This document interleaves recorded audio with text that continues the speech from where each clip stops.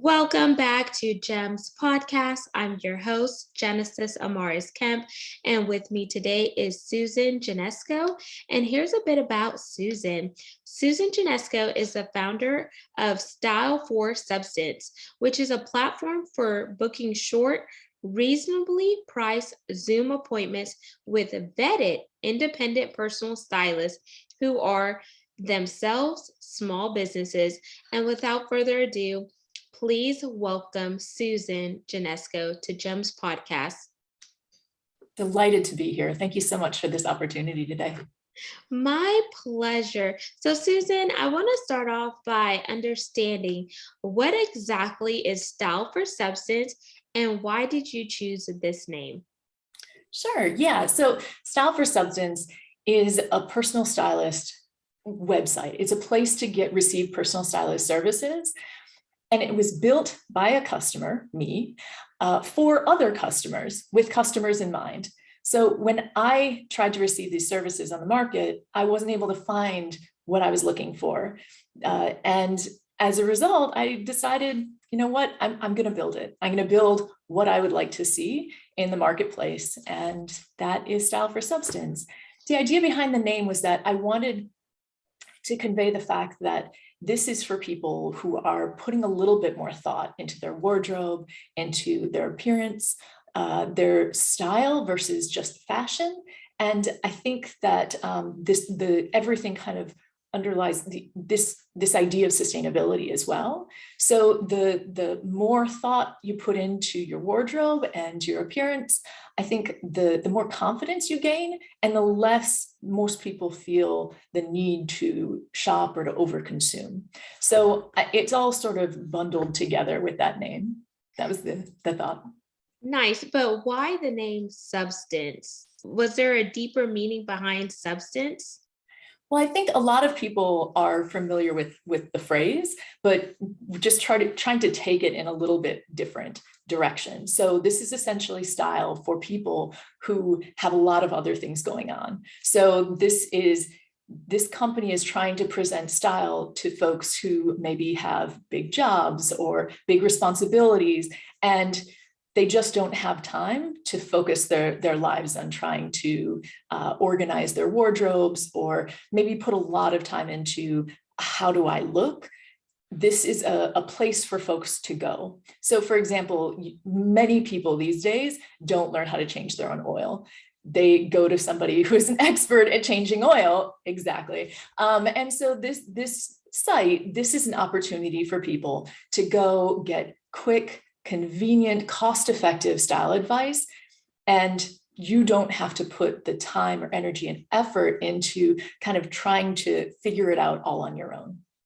Nice. And who would you say your ideal avatar is? Sure. So, I mean, I definitely created the company to fill the need that I felt was lacking. So certainly at the beginning, I was thinking of myself or people like me. I'm in my 40s. I have a young child. I have a lot of responsibilities. I wear a lot of different hats. And so that is, I guess, kind of the baseline of it. And then from there, I think we're looking at people who potentially live in maybe mid-size or larger size cities. We're looking at folks who know it's important to look good, but don't necessarily want to put all of the effort in to get there. Nice. And then with you being the solution to many people's problems because you wanted something on the market, it wasn't there, and you said, you know what, why not create it and be the solution to my own problem? But before you got to where you are, what did your life look like prior? Because you just mentioned you wear many hats. Sure. Yeah. So I'm actually a pharmacist. I have a specialty in geriatrics. I'm board certified in geriatrics, and I have a law degree as well. And so I was trying to do a lot of different things and trying to coordinate that into a role that made sense and present myself in a certain way. What I was finding is that it was very, very difficult for me to I guess I came after it with this idea that if I just know what I'm talking about, none of the rest of it will matter, or it'll just fall into place. This is what people in this job kind of wear. But I wasn't allowing any of my personality to shine through in that wardrobe. And I was also getting yanked around all the time by different fashions, thinking that, oh, now I need to buy this new thing. Thinking, every time I heard another idea about how to create a capsule wardrobe or this, I was tossing out a bunch of things and then buying a bunch of new things. So before this, essentially, I found myself in a number of different positions where I maybe wasn't presenting myself in the best light. I was wearing things that were maybe a little bit inappropriate for the events that I was going to. I felt uncomfortable when I was up on stage presenting because I was thinking about, the length of my skirt or whether or not something was flattering on me, when really at that point, you need to let go and just allow for your message to shine through. And it was a tough and disappointing, and I knew that I needed some help, but I wasn't exactly sure where to get it. And why did you feel so much pressure with trying to wear certain clothes in order to fit in? Because if you try to fit in with what everyone else is wearing, it doesn't allow you to stand out and allow your inner glow as well as your outer glow to show up, because then you're just going to be just a mere person in the crowd that looks like everyone else. Like, we had a running joke, for example. My background, oil and gas and energy. So I was in the field for 12 years, and we're like, oh, that's a blue shirt guy, because oil and gas guys, they typically wear blue collar shirts, white shirts. They wear certain pants, and then these shoes that they wear.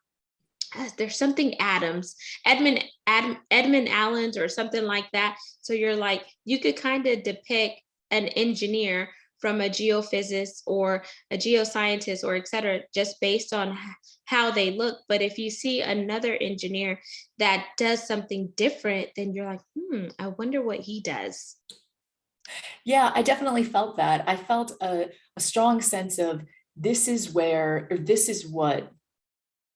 somebody who has my job should wear. And it felt like wearing a uniform or a mask, because I felt like somebody with this job should wear pinstripe suits. So I went out and bought pinstripe suits, but then that didn't feel right because that isn't me. So I was constantly kind of chasing this idea, but never really knew how to think about how to kind of marry what's me and what I do for a living and what would be considered appropriate within sort of those bounds. And that is, I think, the marriage of those two things is what I was always kind of chasing, but never really was able to find. Ah, nice. And then, but you also threw us for a wild card because you mentioned you're a pharmacist with a law degree, and a pharmacist dress is totally different than a lawyer would dress. So, why did you choose to get a law degree in addition to you being a pharmacist? Yeah, so I had actually done a little bit of work overseas. I had spent some time in Uganda working with HIV and TB patients. And that experience was it absolutely life-changing, in that you recognize that there are problems that an individual clinician cannot solve. And I realized at that point that as much as I loved what I was doing, I wanted to work on the policies that were underlying or underpinning some of the problems that I saw there. And so I became very passionate about this idea of working in public policy and healthcare policy specifically, which is what I do. So that's how I kind of moved through. And certainly my wardrobe was terrible as a pharmacist, because you can just put on a long white coat and there are a lot of wardrobe, ridiculous wardrobe blunders that got covered up by that white coat. But moving further into my career, that just wasn't a possibility anymore. And I think I had sort of, all through all of those years of school, relied very heavily on things like sweatpants, and then was unable to really make that transition out into the workforce when I was then expected to present myself in a professional way. And I sort of missed the boat. And now that you have made that transition and people have obviously noticed a difference in your wardrobe, what are some of the questions you get and how do you weave in style for substance? Yeah, I guess when somebody dresses well, you don't necessarily notice the clothes. You notice the person and you appreciate them as a whole. That's the idea. If you're noticing the clothes, it's probably not being done quite right. You want somebody to see you and to think, wow, like that makes, she looks great. But you wouldn't necessarily say, wow, that's a wonderful outfit. Where did you get that jacket? It's just, it fits you.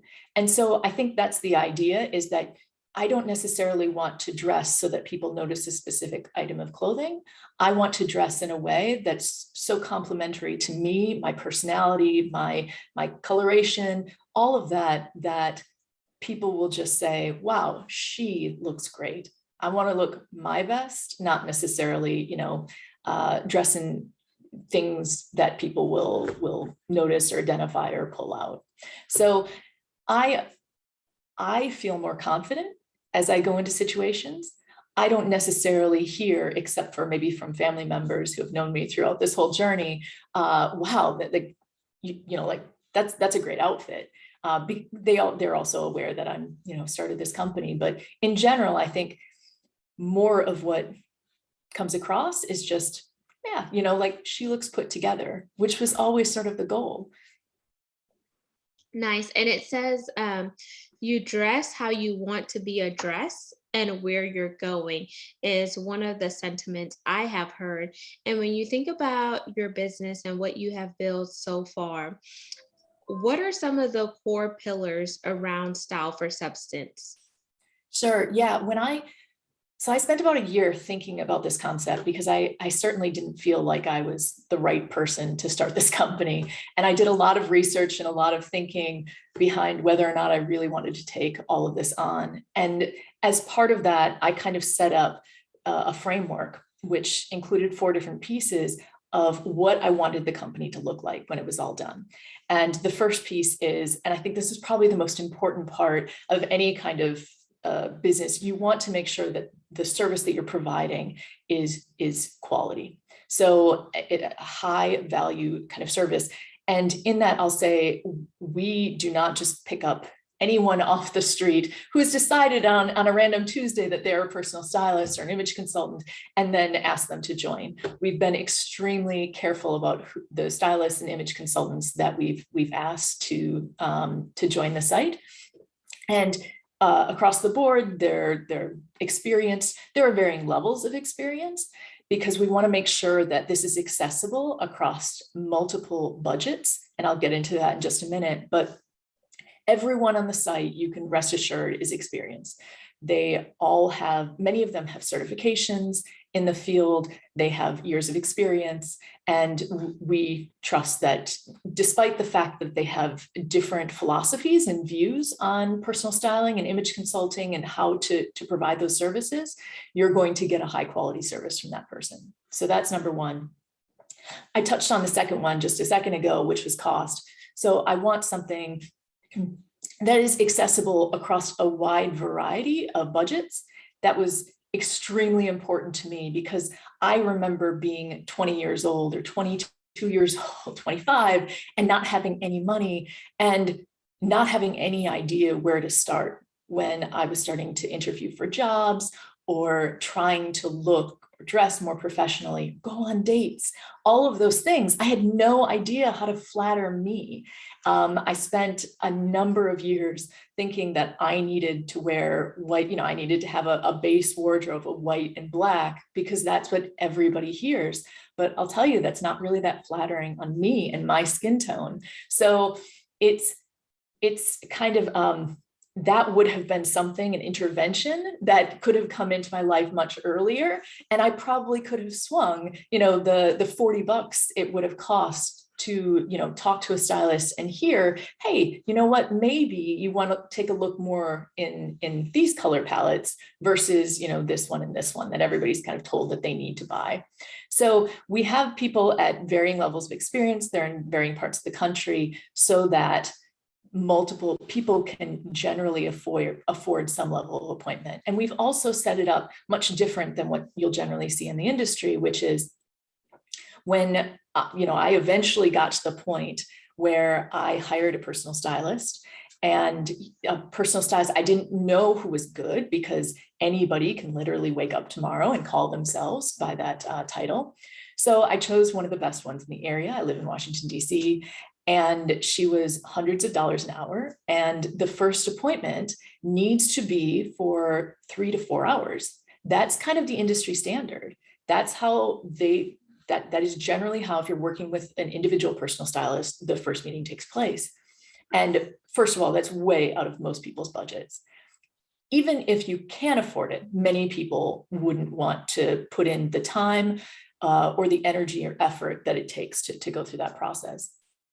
So we have actually set this up in a more consumer-friendly way, where if you want, you can get a 10-minute appointment. You can get a 25-minute appointment, you can get a 40-minute appointment or a 55-minute appointment. And our 10-minute appointments, fantastic for, I'm about to do something that's a major life event, or I want to look great for this date. Can you tell me if, do I look good? Should I switch out my shoes? Should I, tamp down the makeup a little bit? Whatever it is, can you just help me make sure that I look my best, so that I can walk out this door and know that I look as good as I could possibly look tonight. And I'm going to have that confidence as I leave the door and go about my evening. So that's a great use of those short appointments. And then as appointments get longer and longer, we can do more comprehensive type services. So that's another kind of facet to the business, is we wanted to make sure that it was cost effective.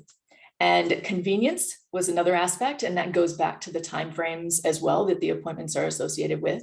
It also goes to the fact that these are Zoom appointments. You can schedule them online. You can go online, take a look at the stylist that we have, and book right there. You don't have to call anybody up. You don't have to, it doesn't have to be a big to-do. You can schedule 10 minutes with us tomorrow. And we wanted to make sure that it was easy and efficient for you to do so. And so all of these things are kind of part of the business. What really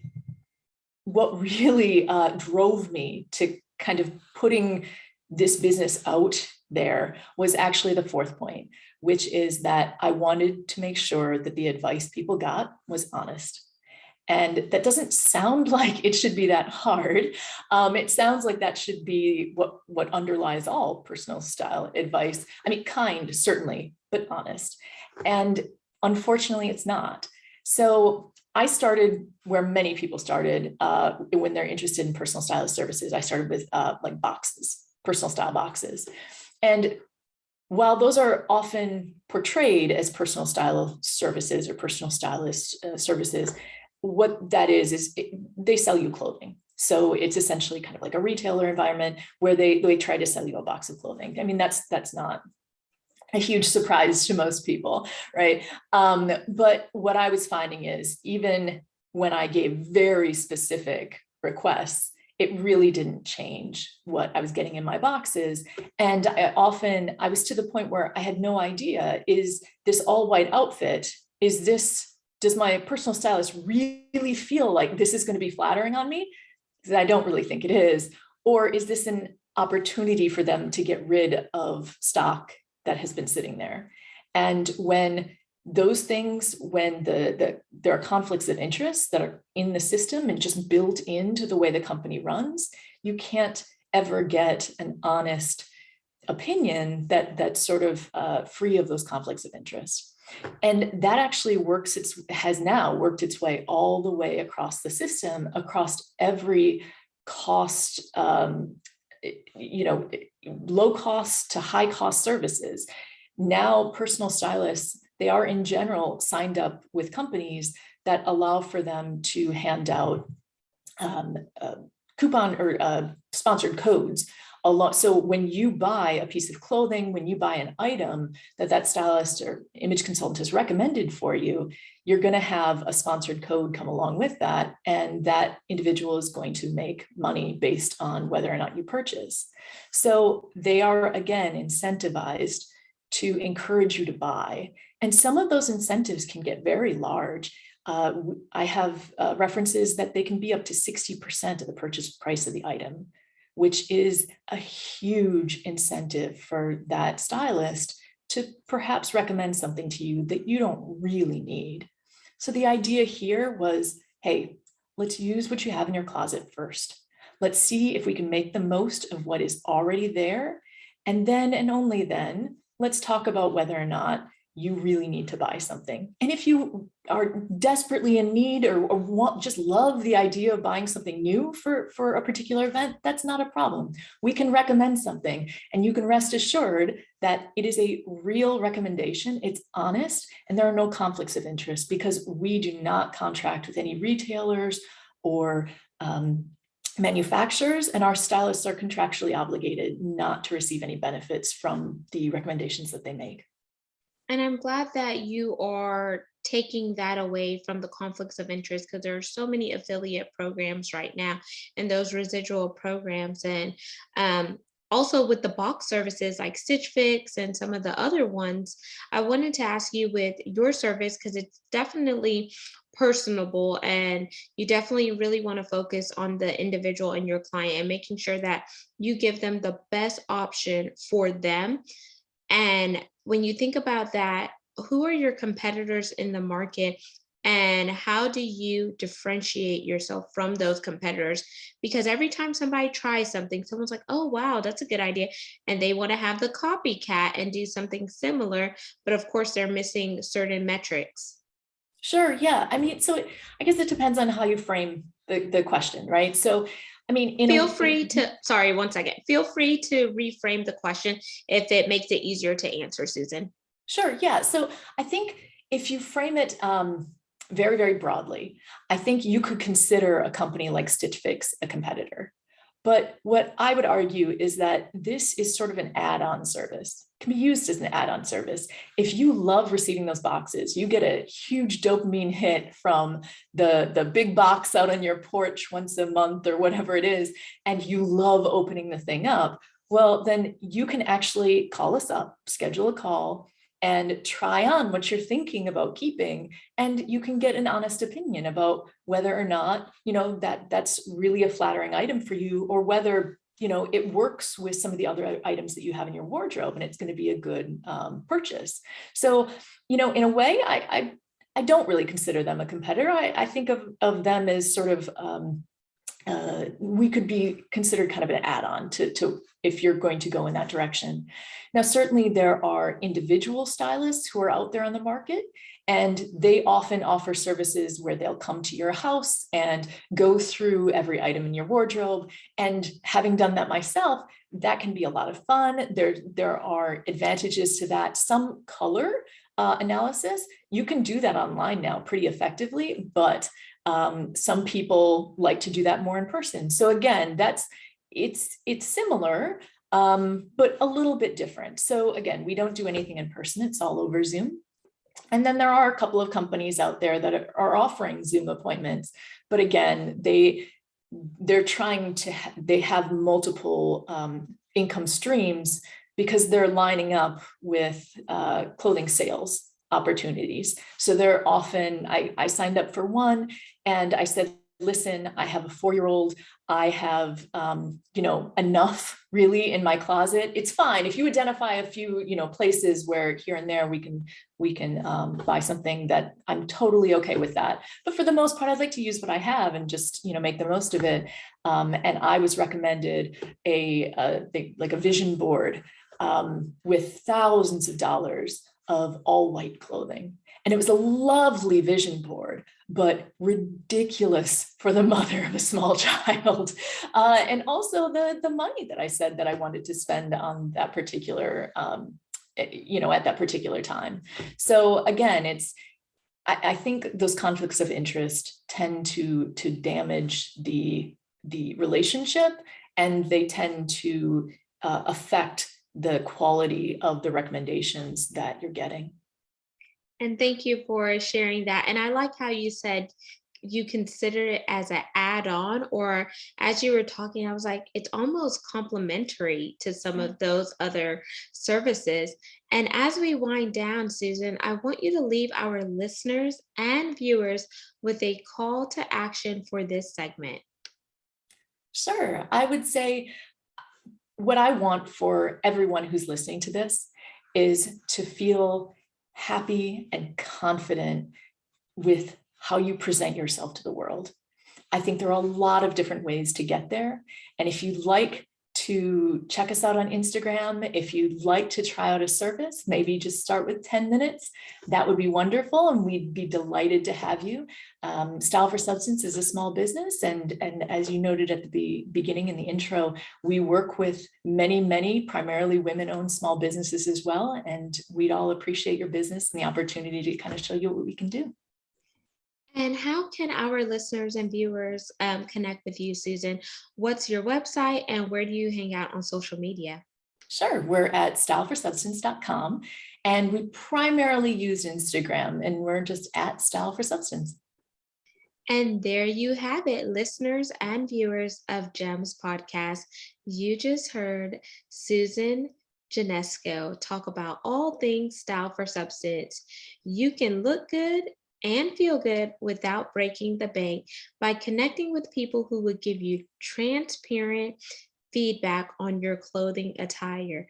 Remember, you don't have to go out and spend a ton of money to fit in and look like the Jones, because when you look like everyone else, you blend in with the crowd. So embrace your inner creativity and allow your light to shine outwardly, and have fun with everything that you wear, and hold your head up high. Walk with confidence and take ownership, because you got this and you are flawlessly created. So until we chat next time, peace, love, and lots of blessings. Don't forget to subscribe and share this segment with family and friends. We're on 40 plus platforms, and follow us on YouTube at Gems with Genesis Amaris Kemp for all things video content. And until we chat next time, ciao.